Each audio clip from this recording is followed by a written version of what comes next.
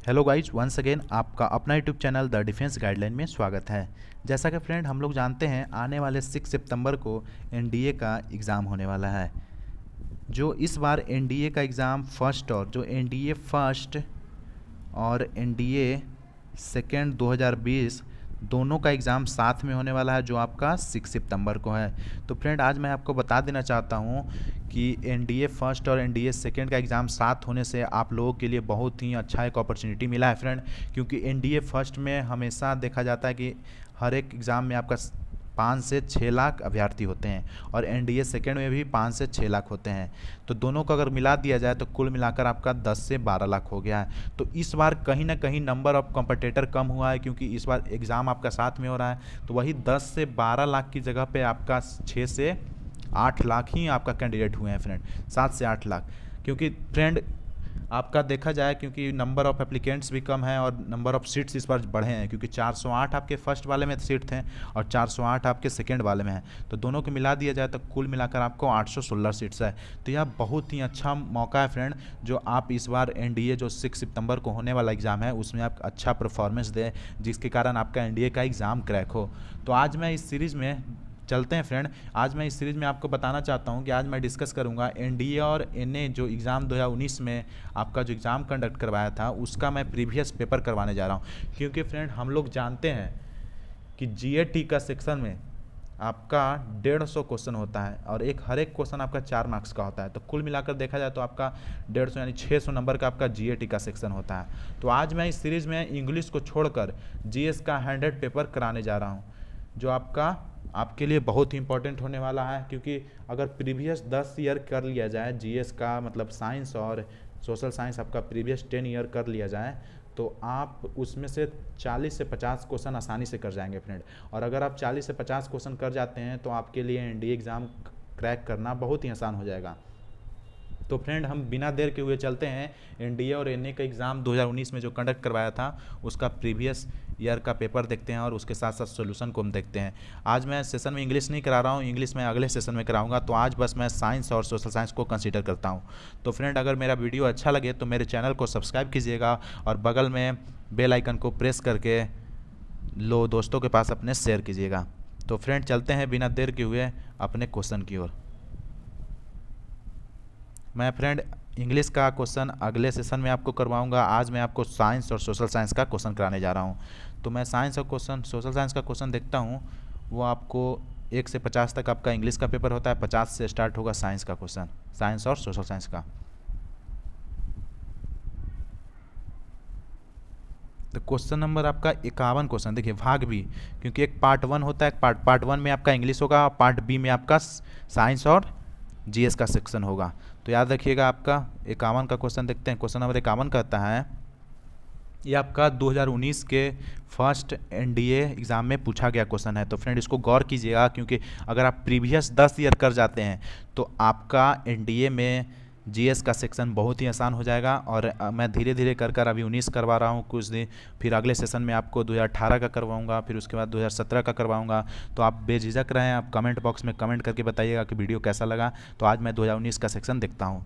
तो बिना देर के हुए चलते हैं पहला क्वेश्चन की ओर। पहला क्वेश्चन कहता है कि निम्नलिखित कोशिकांगों में, आपका कह रहा है निम्नलिखित कोशिकांगों में किसमें न्यूक्लिक अम्ल नहीं पाया जाता है।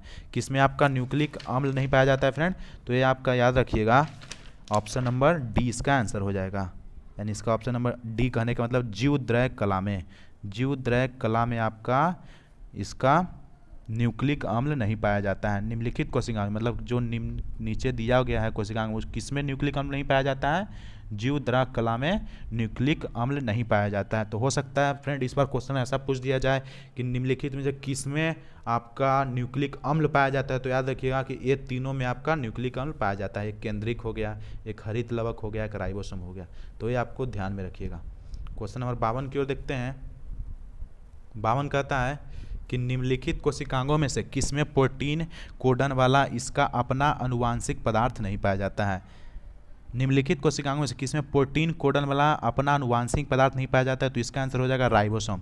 52 का ऑप्शन नंबर ए हो जाएगा। तो फ्रेंड इसका इंग्लिश का भी देख लेते हैं। इंग्लिश में क्या कहता है? इंग्लिश में कहता है कि which one of the following cell organelles does not possess its own genetic material.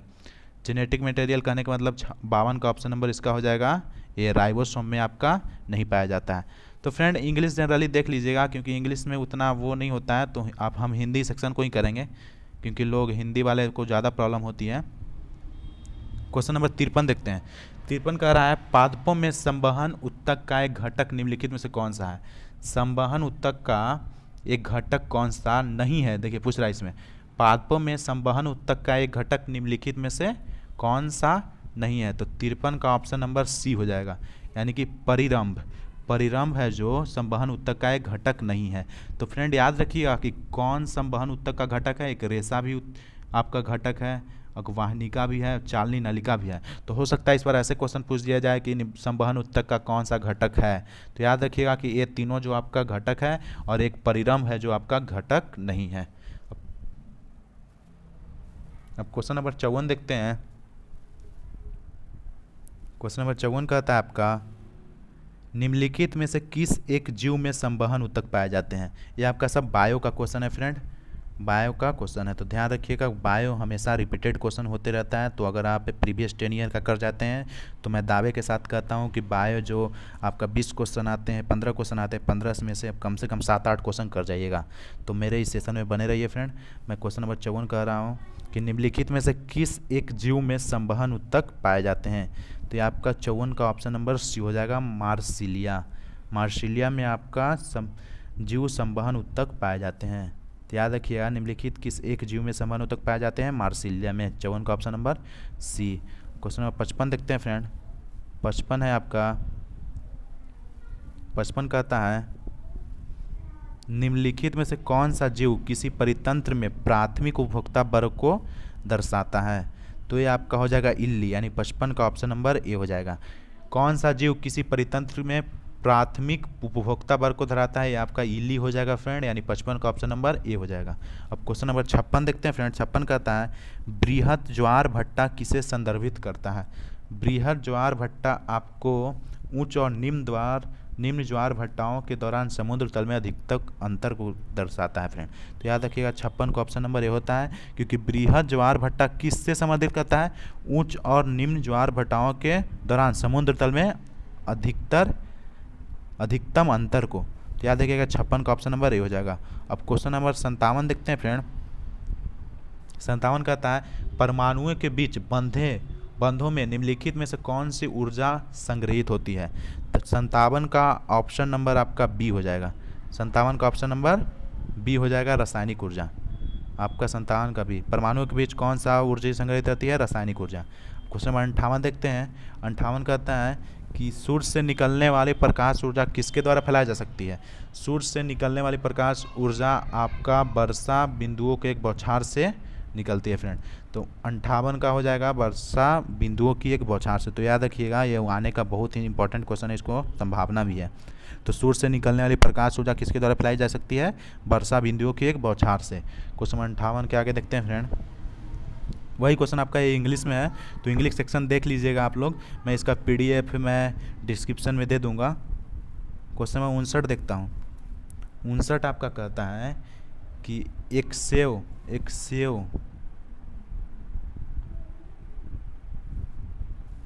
कह रहा है 59, एक सेव के भूमि पर गिरने पर होने वाला ऊर्जा स्थानांतरण का सही अनुक्रम क्या है। मतलब जो सेव के पेड़ से जो सेव गिरते हैं उसमें होने वाला ऊर्जा का स्थानांतरण का सही अनुक्रम क्या है। तो 59 का ऑप्शन नंबर आपका सी हो जाएगा फ्रेंड।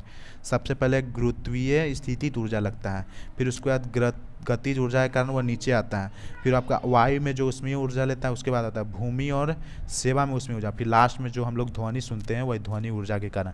तो इसका अनुक्रम याद कर लीजिएगा कौन सा। सबसे पहले क्या है आपका गुरुत्व के कारण, मतलब ग्रेविटेशनल के बाद फिर काइनेटिक यानी गतिज ऊर्जा, फिर वायु में जो उसमें ऊर्जा होता है वो होता है, फिर भूमि और सेव के उसमें ऊर्जा को लेता है, फिर जो लास्ट में अंततः ध्वनि ऊर्जा को आता है, क्योंकि लास्ट में ध्वनि हम लोग सुनाई देते हैं तो वही ध्वनि ऊर्जा हो गया।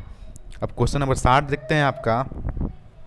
क्वेश्चन नंबर 60 कहता है कि परमाणु ऊर्जा केंद्र न्यूक्लियर पावर स्टेशन में ईंधन के रूप में निम्नलिखित में कौन सा खनिज पदार्थ युक्त? तो ये बहुत इंपॉर्टेंट क्वेश्चन है, तो इसको याद रख लीजिएगा। परमाणु ऊर्जा केंद्र में ईंधन के रूप में निम्नलिखित में से कौन सा खनिज पदार्थ उपयुक्त होता है? तो इसका होता है आंसर 60 का D, pitch blend. Pitch blend जो है आपका परमाणु ऊर्जा केंद्र में ईंधन के रूप में यूज किया जाता है। तो 60 का ऑप्शन नंबर डी हो जाएगा। क्वेश्चन नंबर 61 देखते हैं।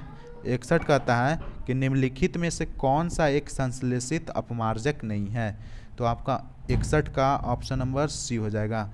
इसका हो जाएगा CH3 CH3 का हॉल CH2 का हॉल 16 COO -Na पॉजिटिव। तो आपका याद कर लीजिएगा 61 का ऑप्शन संख्या सी हो जाएगा। क्वेश्चन नंबर 62 देखते हैं, यानी कि 62 देखते हैं। 62 कह रहा है कि निम्नलिखित में से कौन सा स्वच्छ ईंधन का एक उदाहरण है?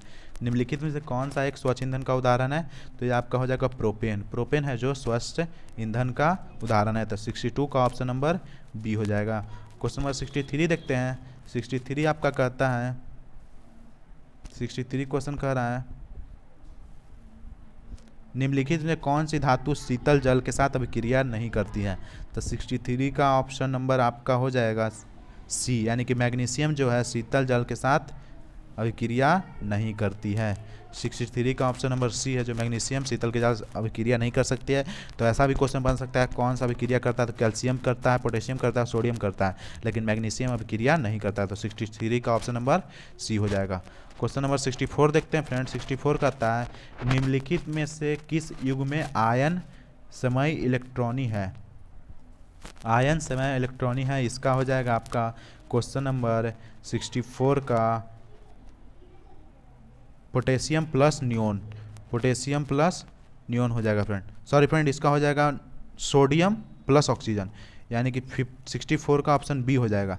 सोडियम प्लस ऑक्सीजन का जो है वो सम इलेक्ट्रॉनिक नियोन है, क्योंकि देखिए इसमें दो दो इलेक्ट्रॉन है ना, 3 इलेक्ट्रॉन है, इसमें 1 इलेक्ट्रॉन है, इसमें 1 इलेक्ट्रॉन है, इसमें भी इलेक्ट्रॉन, लेकिन इस दोनों का इलेक्ट्रॉन, इसमें कोई नियॉन जो है आर्गन गैस में 0 होता है, और आपका इसमें देखिए 2 है, ई में 1 है। तो कौन सा समान इलेक्ट्रॉनिक? सोडियम में भी 2 है, आपका ऑक्सीजन में ही 2 है। तो 64 का आपका ऑप्शन संख्या बी हो जाएगा।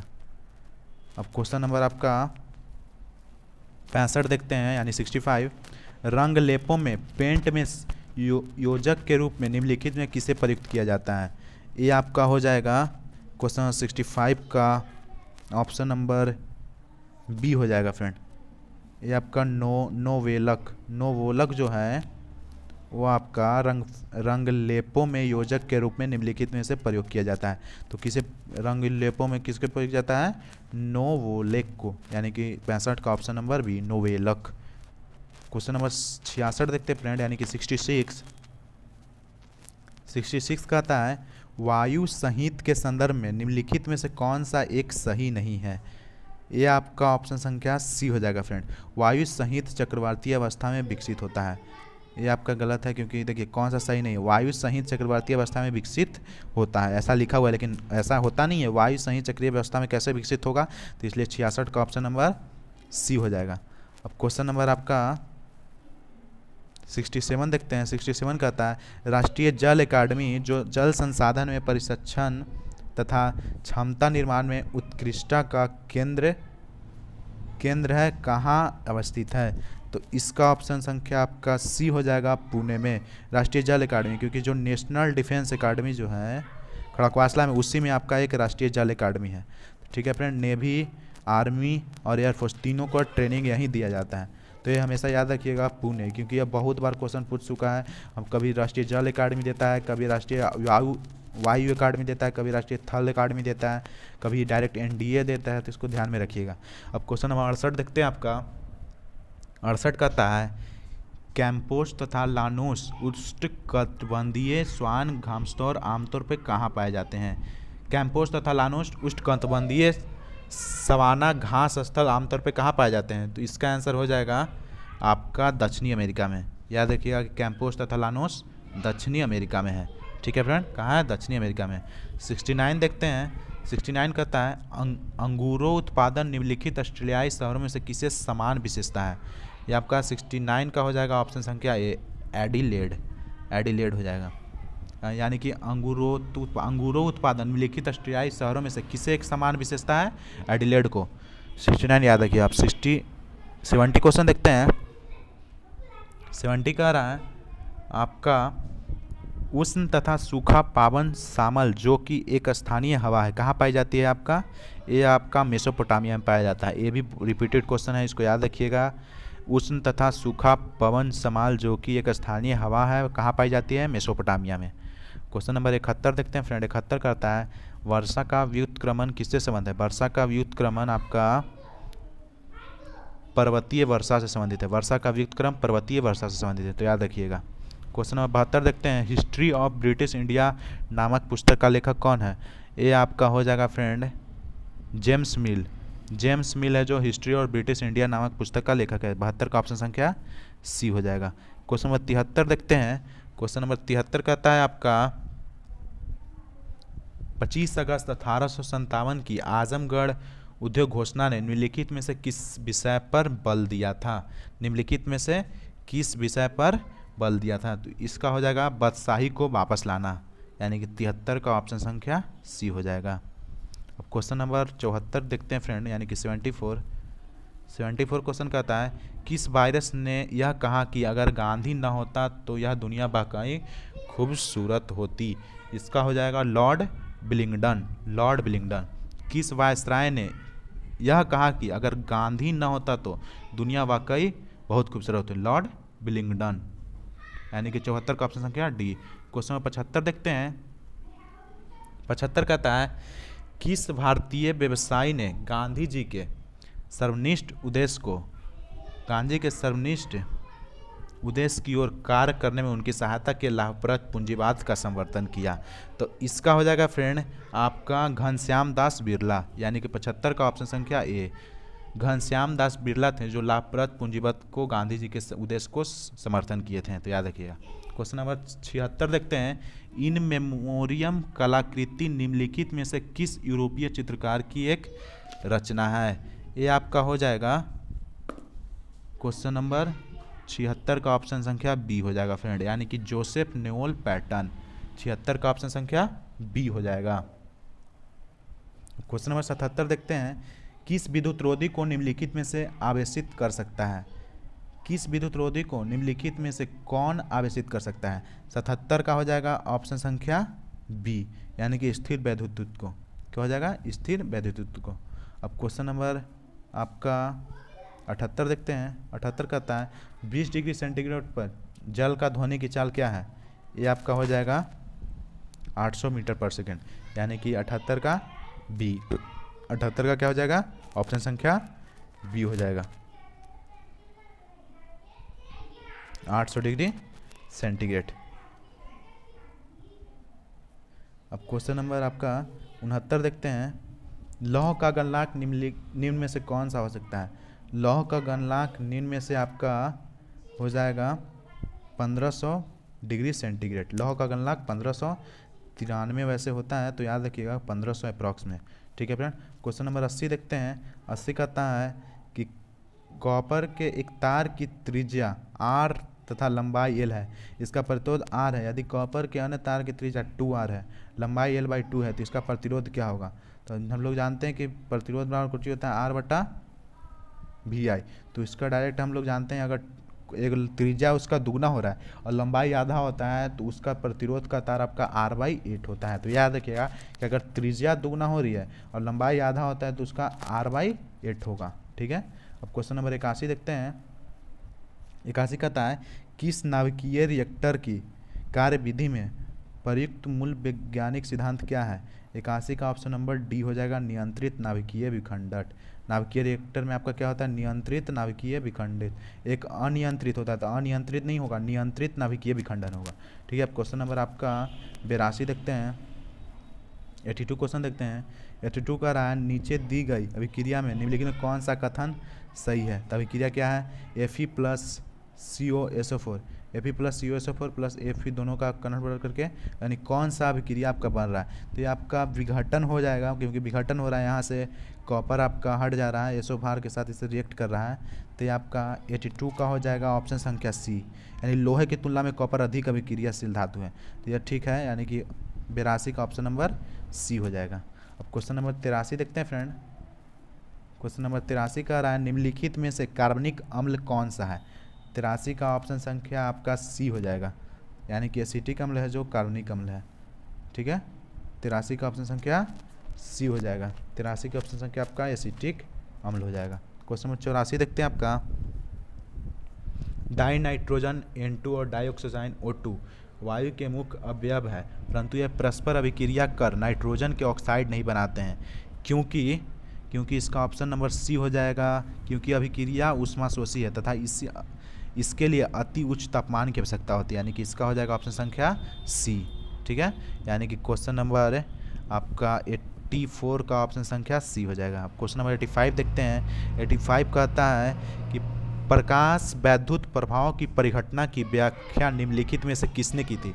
तो ये आपका बहुत ही आसान क्वेश्चन है फ्रेंड, इसका हो जाएगा आपका option number B Albert Einstein, यानी कि कौन सा इलेक्ट्रोलाइटिंग इफेक्ट का कौन किया था आपका अल्बर्ट आइंस्टीन। 85 का ऑप्शन संख्या बी। अब क्वेश्चन नंबर 86 देखते हैं, ये तो बहुत ही आसान है आपका, C2H2O4 × 2H2 में ऑक्जेलिक अम्ल का तुलकीय भार क्या होगा। ऑक्जेलिक अम्ल का आपका तुलकीय भार हो जाएगा, इसका ऑप्शन नंबर बी हो जाएगा, यानी कि 63। ठीक है फ्रेंड, इसको याद रखिएगा। अब क्वेश्चन नंबर 87 देखते हैं, निम्नलिखित में कौन सी एक नदी पश्चिम की ओर बहने वाली नदी नहीं है। कौन सी एक नदी आपका पश्चिम की ओर बहने वाला नदी नहीं है। तो इसका हो जाएगा आपका डी, यानी कि जो ताम्रपर्णी नदी है जो पश्चिम की ओर नहीं बहती है। एक और ट्रिक याद कर लीजिएगा, नमस्ते लंदन, नमस्ते लंदन, न से नर्मदा, लू से लूनी, नमस्ते लंदन, जो मतलब नर्मदा और जो लूनी है, हमेशा नर्मदा और लूनी पूछना है कि कौन सा पश्चिम की ओर बहता है। तो जो नमस्ते लंदन में है आपका, जो न से नर्मदा नदी आपका जो हो गया वो पश्चिम की ओर बहती है, लूनी नदी भी पश्चिम की ओर बहती है, महानदी भी आपका पश्चिम की ओर बहती है। तो याद रखिएगा नमस्ते लंदन याद कर लीजिएगा, जो पश्चिम की ओर बहने वाली है। क्वेश्चन नंबर 88 देखते हैं आपका। 88 कहता है निम्नलिखित में से किस एक नदी को पहले विस्तृता नाम से जाना जाता था। तो ये आपका बहुत ही आसान क्वेश्चन है, इसका हो जाएगा झेलम नदी। झेलम नदी को पहले विस्तृता के नाम से जाना जाता था। क्वेश्चन नंबर 88 हो गया। आप क्वेश्चन नंबर 89 देखते हैं। 89 कहता है फ्रेंड, शारदा नदी उत्तर प्रदेश के उत्तरी मैदानों में निर्गम होती है। मैदानों में प्रवेश करने से पहले शारदा किस नाम से जानी जाती थी। तो ये आपका हो जाएगा काली नदी के नाम से जाना जाता था। जो पहले मैदान में प्रवेश करने से पहले शारदा के नाम से जानी जाती थी, और मैदान में प्रवेश करने के बाद उसे काली नदी के नाम से जाना जाता है। क्वेश्चन नंबर 90 देखते हैं आपका, मिशन इंद्रधनुष किससे संबंधित है। अब जब हम लोग सब जानते हैं कि मिशन इंद्रधनुष आपका पूर्ण प्रतिरक्षण से संबंधित है। किससे संबंधित है, पूर्ण प्रतिरक्षण, यानी कि मिशन इंद्रधनुष पूर्ण प्रतिरक्षण, यानी कि 90 का ऑप्शन संख्या डी। क्वेश्चन नंबर 91 देखते हैं। 91 कहता है पृथ्वी के घूर्णन का पर्यावरणीय प्रभाव निम्नलिखित में से कौन सा है। इसका हो जाएगा ऑप्शन संख्या सी ज्वार, यानी इसमें आपको दिया हुआ है कि कौन कौन से है। तो पहले हम पढ़ते हैं स्टेटमेंट क्या है, दिवालोक वायु ताप में दैनिक या वाहिक वर्तन है। वायु तथा जल आपका हो गया, वायु तथा जल दोनों का प्रवाह तथा एक तिरछे दिशा में संगले मुड़ जाता है। ज्वार भट्टा की गति, मतलब तीनों में से कौन सा स्टेटमेंट सही है। तो इसका जो तीनों स्टेटमेंट है वो तीनों सही है फ्रेंड। तो इसका हो जाएगा ऑप्शन संख्या सी। देख लेते हैं एक बार फिर से तीनों क्या कह रहा है। तीनों कहता है कि पहला कह रहा है दिवोलक तथा वायु ताप में दैनिक या आहनिक अपवर्तनांक है, आवर्तन है। ज्वार भट्टा की गति के कारण वायु तथा जल दोनों का प्रभाव पथ एक तिरछे दिशा में सुगमत होता है। तो इसका तीनों स्टेटमेंट सही है, इसलिए का ऑप्शन नंबर सी हो जाएगा। ठीक है फ्रेंड, 91 का ऑप्शन नंबर आपका सी हो जाएगा। क्वेश्चन नंबर 92 देखते हैं। 92 कहता है निम्नलिखित में से किस एक इतिहासकार ने भारत छोड़ो आंदोलन को एक स्वयं परिवर्तित क्रांति के रूप में वर्णित किया। इसका हो जाएगा 92 का ऑप्शन संख्या सी, यानी कि F.G. हचिंसन। F.G. हचिंसन ने आपका भारत छोड़ो आंदोलन को स्वयं परिवर्तित क्रांति के रूप में वर्णित किया। इसका हो जाएगा ऑप्शन संख्या सी, H.G. हचिंसन। अब क्वेश्चन नंबर आपका आपका 3 प्रश्न नीचे दिया गया है। कह रहा है क्वेश्चन कि कौन सा कथन सही है। पहला कहता है कि दोनों कथन अलग अलग सही है, तो उसका ये हो जाएगा। दोनों कथन अलग अलग सही है किंतु कथन फर्स्ट का स्पष्टीकरण नहीं कर रहा है। क्या कथन फर्स्ट सही है किंतु सेकंड गलत है, कथन फर्स्ट गलत है किंतु सेकंड सही है। तो 93 पढ़ते हैं क्या कहता है। 93 क्वेश्चन कर रहा है कि अबुल फजल ने अकबर के शासनकाल से संबंधित विचारों को सुगठित किया, निरूपित किया और उन्हें सुस्पष्ट बनाया। ठीक है, सेकंड करते हैं। अबुल फजल के गुणों ने अकबर को प्रभावित किया और अकबर के अबुल फजल को अपनी नीतियों के लिए उपयुक्त परमादर्शा को प्रवक्ता के रूप में पाया। तो 93 का कौन सा हो जाएगा आपका। 93 का option number A. Option A कहता है क्या कि दोनों कथन अलग अलग सही हैं और कथन सेकंड कथन एक का स्पष्टीकरण कर रहा है। इसमें देखिए स्पष्टीकरण कर रहा है ना, अबुल फजल के गुणों ने अकबर को प्रभावित किया। अकबर ने अबुल फजल को अपनी नीतियों के साथ उपयुक्त कर परमादर्शा में प्रवक्ता के रूप में पाया। तो याद रखिएगा कि इसका दोनों सही है और सेकंड फर्स्ट को स्पष्टीकरण कर रहा है। क्वेश्चन नंबर आपका 94 देखते हैं। 94 कहता है आपका अगस्त 1936 में अखिल भारतीय किसान सभा द्वारा पारित किसान घोषणा पत्र परिवर्तनवादी मांगे अंतिम, ये भी सही है। क्वेश्चन नंबर मतलब इसका कथन सेकंड देखते हैं। अखिल भारतीय किसान सभा का कांग्रेस का एक भाग थी और इसने प्रांतीय कांग्रेस समितियों से घनिष्ठ संबंध बनाए रखा था, ये भी सही है। लेकिन इसमें इसका भी ऑप्शन संख्या बी होगा क्योंकि इसमें दोनों कथन सही हैं और लेकिन ए और बी दोनों एक दूसरे को स्पष्टीकरण नहीं कर रहे हैं। तो कथन दोनों सही है, अलग अलग सही है, लेकिन एक दूसरे को स्पष्टीकरण नहीं कर लिए हैं, इसलिए 94 का ऑप्शन संख्या आपका बी हो जाएगा। अब क्वेश्चन नंबर 95 देखते हैं। 95 कहता है ब्रिटिश ने भारत पर एक आधुनिक नौकरशाही के माध्यम से शासन किया। इस नौकरशाही में भारतीय सिविल सेवा की प्रधानता थी, जिसके सदस्य खुली प्रतियोगिता पर आधारित यौगिका द्वारा भर्ती किए गए। आपका 95 कथन हो गया। 95 का अब फर्स्ट हो गया। कथन सेकंड पढ़ते हैं। भारतीय सिविल सेवा भारतीय की एकनिष्ठ सहभागिता पर आधारित है। तो इसका हो जाएगा फर्स्ट तो सही है लेकिन सेकंड सही नहीं है। भारतीय सिविल सेवा भारतीयों के एकनिष्ठ सहभागिता पर थोड़ी आधारित है, यानी कहने का मतलब कि इसमें ऑप्शन संख्या सी हो जाएगा। कथन फर्स्ट सही है और कथन सेकंड आपका गलत है। क्वेश्चन नंबर 96 देखते हैं। 96 कह रहा है दो धात्विक तार ए और बी कॉपर के लिए उपयोग से बनते हैं। आपका क्या बनते हैं। दो धात्विक तार है जो दो धात्विक तार कॉपर, तार ए और तार बी कॉपर के उपयोग से बने हैं। तार ए का त्रिज्या आर है और लंबाई एल है। तार ए का परित डीसी वोल्ट वी प्रयुक्त होने पर सच 6 पी होता है। तार बी का आपका 2 है और 2 आर है, मतलब उसका त्रिज्या दुगना है और डीसी वोल्ट आपका वी है और शक्ति P1 है। तो कहता है P तथा P1 के बीच सही संबंध क्या है। तो 96 का आपको मतलब तार 1 का तार ए का लंबाई तार बी से दुगना है, नहीं सॉरी तार बी का लंबाई तार ए से दुगना है और त्रिज्या भी दुगना है। तो आपका क्वेश्चन नंबर 96 का हो जाएगा।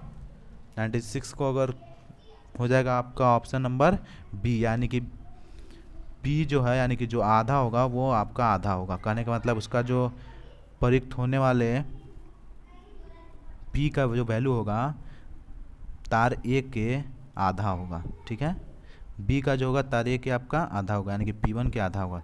तो यानी 96 का ऑप्शन संख्या बी हो जाएगा। क्वेश्चन नंबर 97 देखते हैं। 97 कहता है कि किस परिनालिका के संबंध में निम्नलिखित कथनों पर विचार कीजिए। 97 का ऑप्शन संख्या आपका पढ़ लेते हैं कौन कौन सा कथन कहता है। परिनालिका का चुंबकीय क्षेत्र की तीव्रता परिनालिका में प्रति इकाई लंबाई के फेरे की संख्या पर निर्भर करता है। तो यानी ये सही है कि नहीं। क्वेश्चन नंबर आपका सेकंड पढ़ते हैं। परिनालिका में चुंबकीय क्षेत्र की तीव्रता परिनालिका के तार में प्रवाहित धारा पर निर्भर करती है। थर्ड पढ़ते हैं। आपका थर्ड आपका कह रहा है परिनालिका में चुंबकीय क्षेत्र की तीव्रता परिनालिका के व्यास पर निर्भर करती है। परिनालिका के व्यास पर आपका निर्भर करती, तो इसका मतलब तीसरा तो नहीं लग रहा है सही होगा, क्योंकि परिनालिका में चुंबकीय क्षेत्र की तीव्रता परिनालिका के व्यास पे थोड़ी उसके त्रिज्या पे निर्भर करती है, व्यास पे नहीं करता है। तो आपका हो जाएगा ऑप्शन संख्या आपका इसका ऑप्शन संख्या आपका डी हो जाएगा। केवल 1 और 2 सही है। ठीक है फ्रेंड, केवल 1 और 2 सही है। क्वेश्चन नंबर आगे देखते हैं आपका 98 कहता है प्रकाश वर्ष किसके मापने का मात्रक है? तो हम लोग जानते हैं कि ये बहुत ही आसान क्वेश्चन है। प्रकाश वर्ष आपको बहुत ही लंबी दूरी को मापने का मात्रक है। तो याद रखिएगा 98 का ऑप्शन नंबर ए हो जाएगा। क्वेश्चन नंबर 99 आपका देखते हैं। 99 कहता है किसी दूरदर्शक के अभिदृशक लेंस की फोकस दूरी 50 सेंटीमीटर है, दूरी का आवर्धन 25 है, तो नेत्रिका का लेंस का फोकस दूरी आपका कितना हो जाएगा? इसका हो जाएगा आपका 2 सेंटीमीटर। क्योंकि देखिए ना, आप लोग जानते हैं कि m बराबर -v/u होता है। तो हम लोग जानते हैं m आपका कितना दिया हुआ है? 25 दिया हुआ है।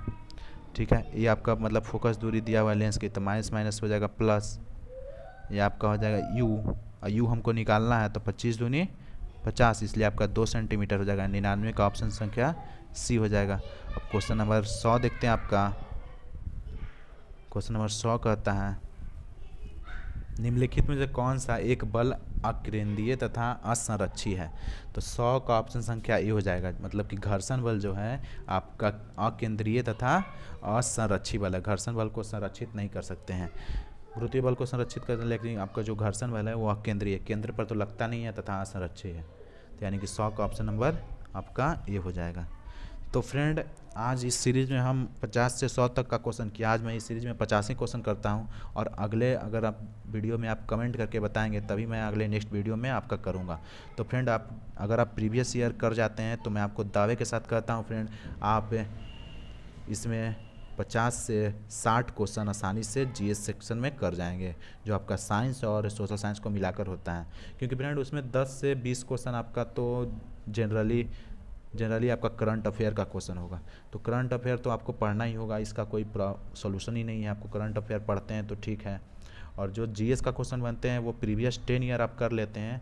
अगर कमेंट करके कमेंट बॉक्स में बोलिएगा कि प्रीवियस 10 ईयर का क्वेश्चन कराए, तो मैं आपको हर सेक्शन का, हर ईयर का डे बाय डे करके मैं आने वाले 6 सितंबर से पहले करवा दूँगा, हर एक सेक्शन का करवा दूंगा फ्रेंड। तो अगर वीडियो अच्छा लगा हो तो मेरे चैनल को सब्सक्राइब कीजिएगा और दोस्तों के पास शेयर कीजिएगा। Thanks for watching.